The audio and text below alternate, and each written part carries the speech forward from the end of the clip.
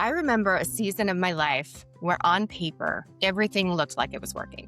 The business was growing, my kids were needing me in very real ways, and there were opportunities everywhere. And yet, I felt like I was failing at all of it.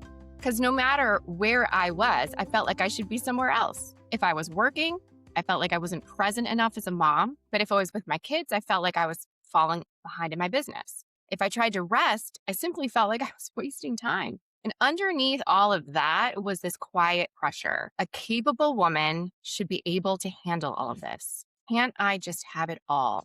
And that's when I realized maybe the problem wasn't me.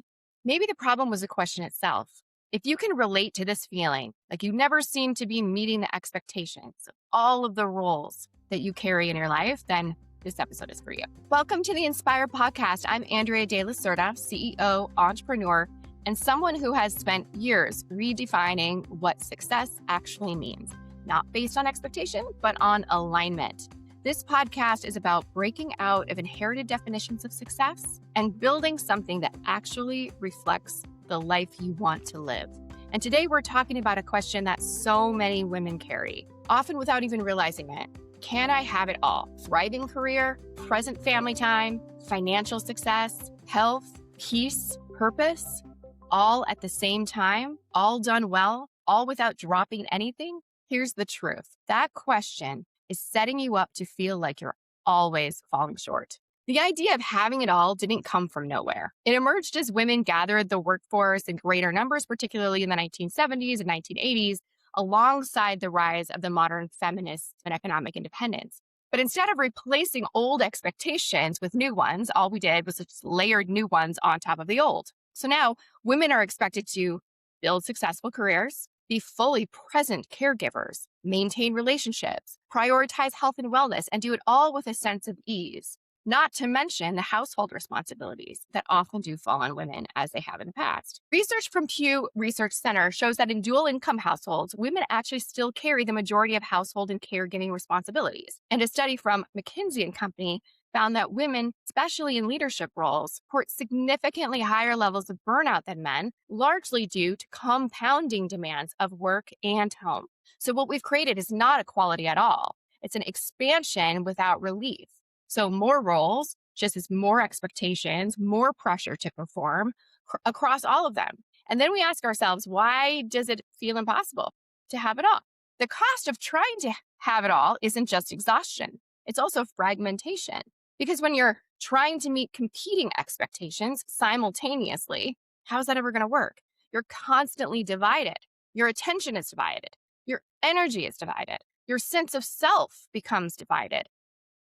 And what happens is really subtle, but powerful.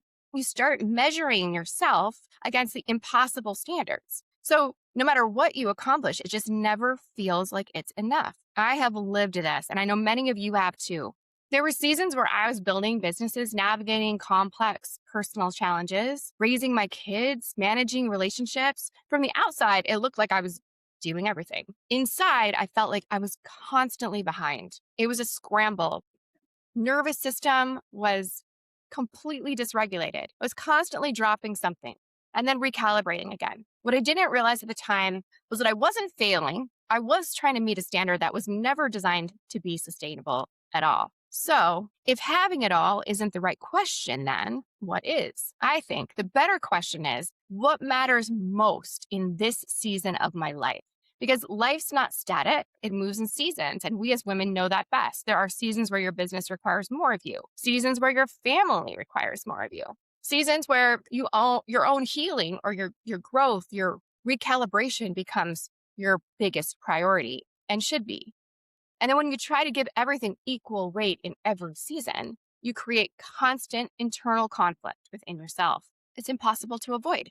But when you define success based on your current season, then you allow something to shift. You stop trying to do everything at once. You start doing the right things at the right time intentionally. And for me, there have been very distinct seasons of rebuilding after leaving my marriage, for example, where survival and sustainability were completely the focus of my attention. There were seasons of intense business growth where I leaned into building and expanding, or seasons where my children just needed more emotional presence from me. such as during the COVID pandemic, when I really felt like their mental health needed my attention. And I chose to recalibrate my time. And in each of those seasons, success looked different, not smaller, just more aligned, more honest. This is where a lot of women struggle, because once you acknowledge the seasons, well, then you have to also acknowledge the trade-offs. If you can't do everything at the same time, well, then what's going to give? This can be a difficult question. And we've been taught that trade-offs mean loss, but in reality, trade-offs are what make alignment possible. You can't prioritize everything at the same time, at the same level. So the question becomes, what am I choosing right now? And what am I intentionally not choosing? That's actually, there's power in that. Not because you're limiting yourself, but because you're choosing with clarity and intention instead of reacting from outside pressure. There are moments in my life where I had to say, I'm going to focus on building this business right now. And that means other things will just are not going to get the same level of my attention right now. And that is going to have to be okay. Then there were other moments where I said, my family needs me in a different way right now. I've got to be completely present with them. And now I need to adjust my business and delegate accordingly. But it's not forever. It's just for now. Again, for the current season. And when you make those decisions consciously, the guilt just starts to lose its grip. A big part of the pressure to have it all comes from external validation.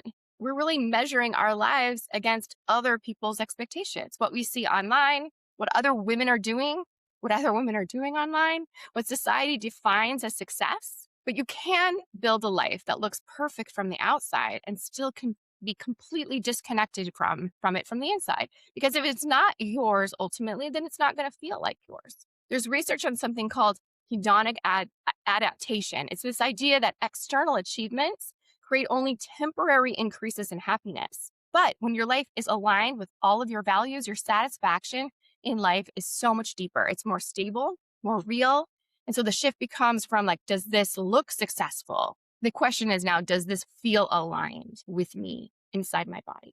Instead of asking, can I have it all? Perhaps try asking, what matters most to me in this season? What am I intentionally choosing right now? What am I willing to release temporarily or permanently to support that choice? Does the way I'm living actually reflect what I value? Because success is not about accumulation, although some people think it is. It's really about alignment.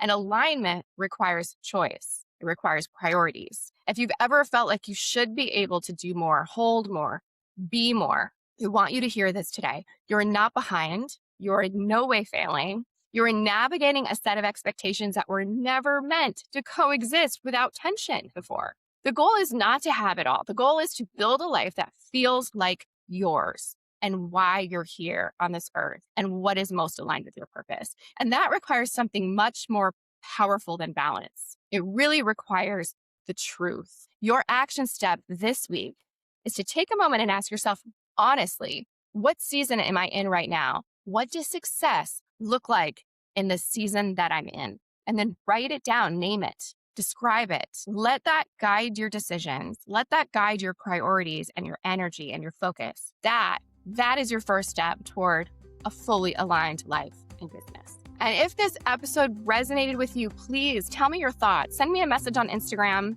AndreaDLC_coach is my handle. I want to hear what you're choosing in this season of your life. Because the moment that you stop trying to have it all is the moment you start building something that actually feels like enough. We'll see you next time. Take care. Thanks for joining me on today's episode. If you'd like to explore what your life could look like when your business and life are aligned with what you're really meant to do, get a business audit. I'll personally review your business, look at your social accounts, and give you some precise direction on what's working and how to create even more impact and income. Simply go to AndreaDelacerda.com, navigate to work with me, and select the business audit. Again, that's AndreaDelacerda.com. Work with me and then select the business audit. And if you enjoyed this episode, please be sure to like and subscribe. That way more content like this can be shared with you as soon as new episodes drop. Thanks so much for joining again. See you soon. Take care.